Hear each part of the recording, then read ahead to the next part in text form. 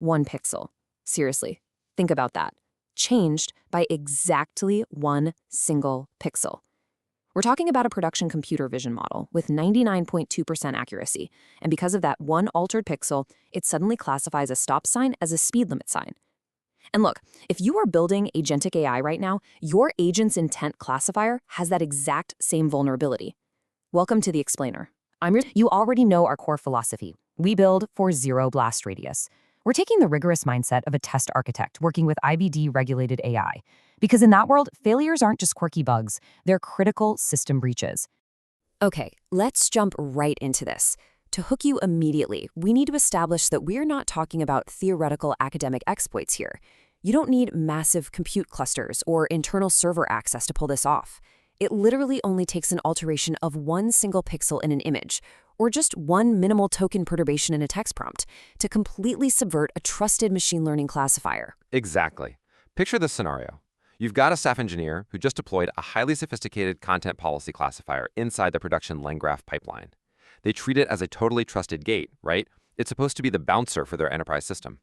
But pretty quickly, they discover an adversary has learned to craft malicious inputs that consistently bypass that gate. And the terrifying part? These manipulated inputs appear completely benign to human reviewers, yet they totally blind the model. Adversarial attacks work against production classifiers using query-only access. No model internals required whatsoever. And this brilliantly illustrates the core issue we're facing, the massive gap between human perception and model perception. Evasion attacks use imperceptible noise to cross a model's decision boundary. For instance, imagine a self-driving car's camera sees the stop sign with a few specific, carefully placed stickers on it. A human driver, they ignore the stickers and just stop. But the model processes that adversarial noise and it perceives a yield sign with absolute high confidence. Right, and you have to remember that gap is purely mathematical. In the high-dimensional vector space where the model actually operates, those imperceptible stickers are mathematically calculated vectors.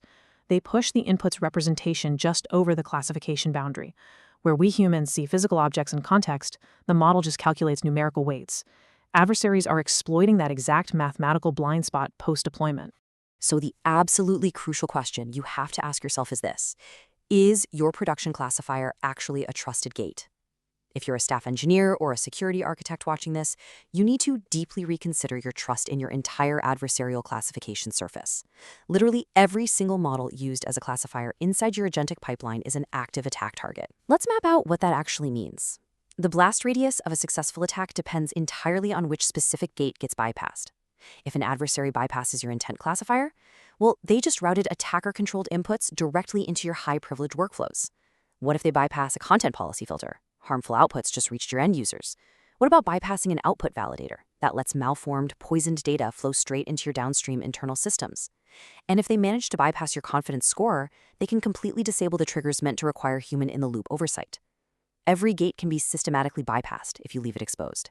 Which brings us to our roadmap for this explainer. First, we'll cover Black-Box Evasion Attacks. Second, we'll dive into the Agentic threat surface. And third, we'll lay out proactive defense architectures. All right, let's start with Section 1, Black-Box Evasion Attacks.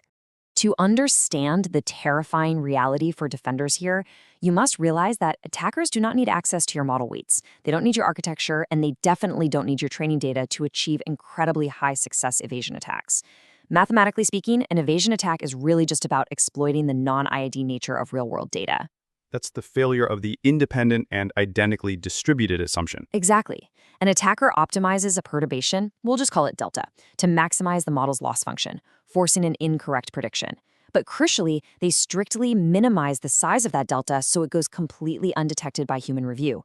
They are actively exploiting the mathematical boundaries of your classifier post-deployment. They're weaponizing the exact distribution shift that your model naturally struggles with. Now, a really critical distinction to make here is the operational difference between local models and cloud APIs.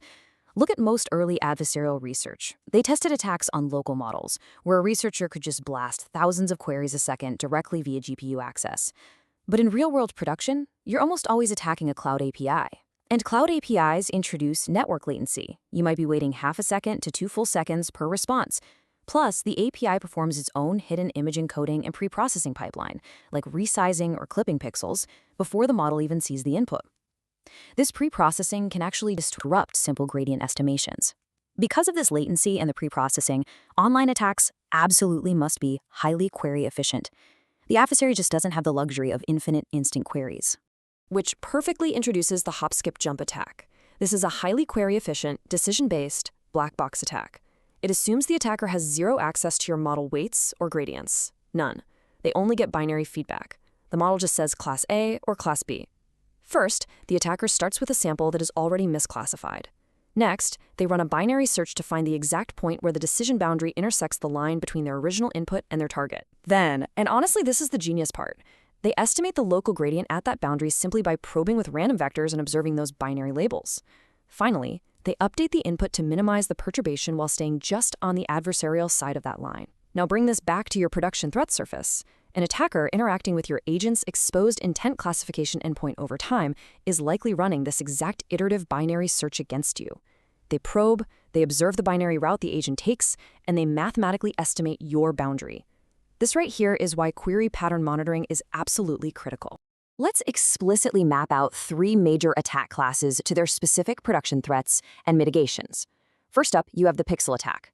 This focuses on minimal perturbation. It uses differential evolution to modify the absolute minimum number of input features, pixels for images or tokens for text, to cause a misclassification.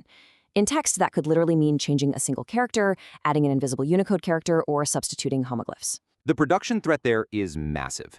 You've got adversarial documents processed by your agent's content classifier that appear totally clean to human review, but they trigger an intentional misclassification. Your core mitigation here absolutely has to be input canonicalization before classification. I'm talking rigorous Unicode normalization and homoglyph detection. Then there's square attack. It uses a random search to maximize loss without needing to approximate gradients at all. This makes it highly effective at defeating traditional gradient masking defenses. And finally, the most concerning class, transferability attacks. This is where an attacker crafts an adversarial example against a public open-source model. They then deploy that exact same corrupted input against your private proprietary classifier, assuming architectural similarity. And the data shows this works with alarming success rates. To combat transferability, your mitigation strategy requires model diversity within an ensemble. You must use architecturally different models to reduce the chance that a single transferable payload compromises your entire gate. Moving right along to Section 2, the Agentic threat surface. We really need to shift our focus from isolated image or text classifiers to the actual orchestrator trust surface of modern autonomous agentic pipelines. The fundamental architectural flaw in agentic systems is this: the theoretical input space for a large language model is practically infinite. It's true. Models inherently process both trusted system instructions and untrusted user inputs as undifferentiated natural language tokens. At the base architectural level, they completely fail to separate content to be analyzed from instructions to be followed. This isn't traditional cybersecurity where you can just sanitize a SQL query with a prepared statement. In an LLM, the data is the code and the code is the data. That makes the entire orchestrator incredibly brittle to manipulated context. Let's look at a devastating real-world payload for these systems: RAG poisoning. Imagine an adversary injects a malicious document directly into your enterprise Chroma vector store. To a human auditor, it looks exactly like a standard, boring CFO memo about Q1 corporate policy. But it's a trap. When an employee queries the LangChain retrieval assistant asking, "Hey, what's the standard wire transfer process?" the system performs a semantic search and retrieves this seemingly relevant yet heavily poisoned document. The LLM consumes it, treats the malicious document as authoritative, trusted context, and outputs the attacker-controlled email address as the legitimate corporate policy to the employee. The user trusts the agent, and the agent blindly trusted the poisoned retrieval corpus. And look, RAG poisoning is just one vector in a rapidly growing arsenal. Adversaries are actively using logic poisoning by embedding hidden instructions. Literally writing malicious prompts in white HTML text on a white background on external websites that your autonomous agent scrapes during a research task. They are also exploiting text and image jailbreaks against visual language models. An attacker renders prohibited text instructions as a clean JPEG image file and passes it to the VLM API alongside a seemingly benign text prompt. The standard text classifier sees nothing wrong and lets it right through, but the VLN visually reads the malicious text embedded in the image and bypasses system safety guidelines entirely. And we definitely can't forget obfuscation. Attackers are encoding malicious payloads targeting your agents using advanced Unicode manipulations or raw base64.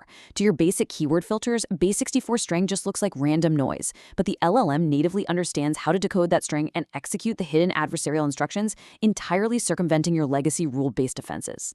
Which brings us to our final part, Section 3, Proactive Defense Architectures.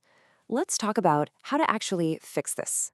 As a test architect working with IVD-regulated AI, my job is to ensure zero blast radius. You simply cannot rely on a single gateway model for protection anymore. You need defense-in-depth solutions to harden these agentic systems. First, we have to fight poison with poison. We use adversarial training, specifically frameworks like React. Right. During the training phase of your detection models, you actively couple a target detector with an attacker that uses retrieval augmented generation to craft highly human-like adversarial examples. The detector continuously learns from these sophisticated adversaries using a contrastive objective function. This actively stabilizes the model's representation learning, making it significantly more robust against evasion tactics when it finally hits production. It's essentially vaccinating your models with simulated attacks. And this concept builds directly into the HASTE pipeline for continuous automated hardening. Because securing these systems isn't a one-time deployment, right? It's an ongoing CI/CD process. You start by collecting a seed data set of real-world jailbreaks and known adversarial inputs. Then you generate what we call hard negatives, using semantic and syntactic fuzzing. You're computationally altering spaces, punctuation, formatting, and grammar. Next, you run these fuzzed inputs through a classifier in the loop. Any prompt that successfully fools your classifier is officially flagged as a misclassified threat.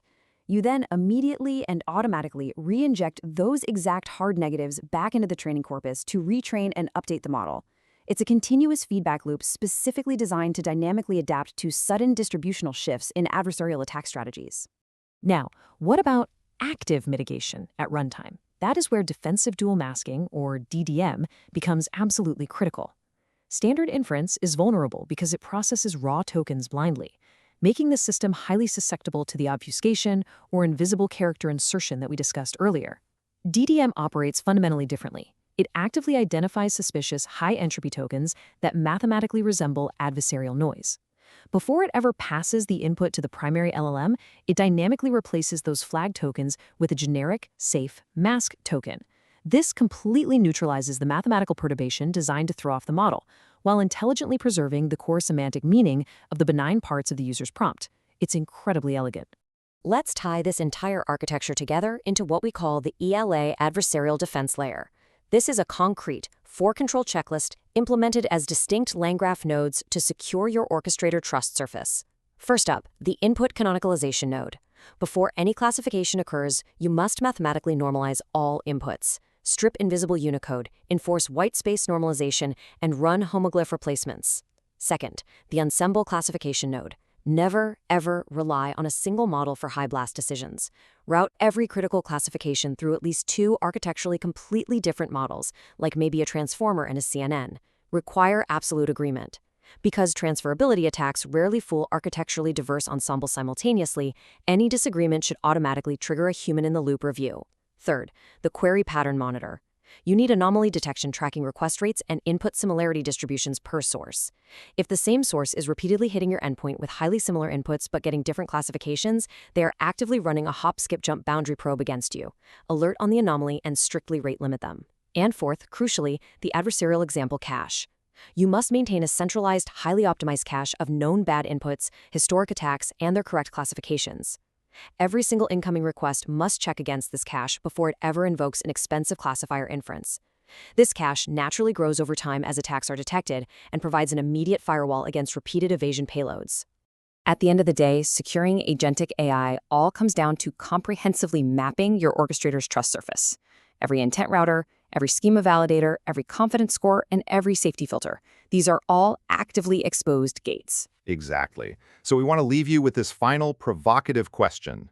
Which of your agentic decision gates is currently exposed to a black box query? Evaluate your LangGraph pipelines today, implement the ELA adversarial defense layer, and always build for zero blast radius.